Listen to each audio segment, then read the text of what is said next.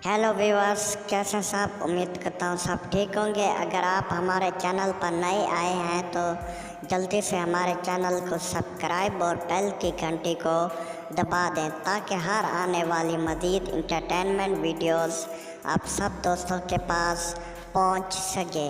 आप सब दोस्तों का शुक्रिया।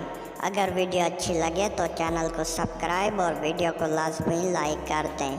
हम लाएंगे इस तरह के मज़ीद इंटरटेनमेंट वीडियोस। आप सब दोस्तों का शुक्रिया।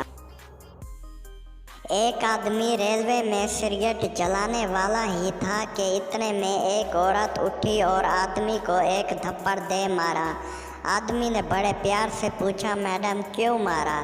औरत बोली, दिखता नहीं कि ट्रेन में क्या लिखा है कि सिगरेट पीना मना है।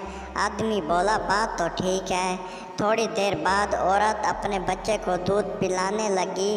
वो आदमी उठा और औरत को 2 थप्पड़ दे मारा। औरत चिल्लाकर बोली, कमीने क्यों मारा? आदमी बोला, दिखता नहीं ट्रेन में क्या लिखा है, जिस्म का कोई भी हिस्सा बाहर ना निकालें। क्या बोला तूने? बस में जगह नहीं थी। एक बाबे ने एक लड़की को गोद में बिठा दिया, लेकिन थोड़ी देर बाद बाबे का उलार खड़ा हो गया। लड़की एक ही झटके से उठी और बोली, बाबा या तू इसको बिठा या फिर मुझको।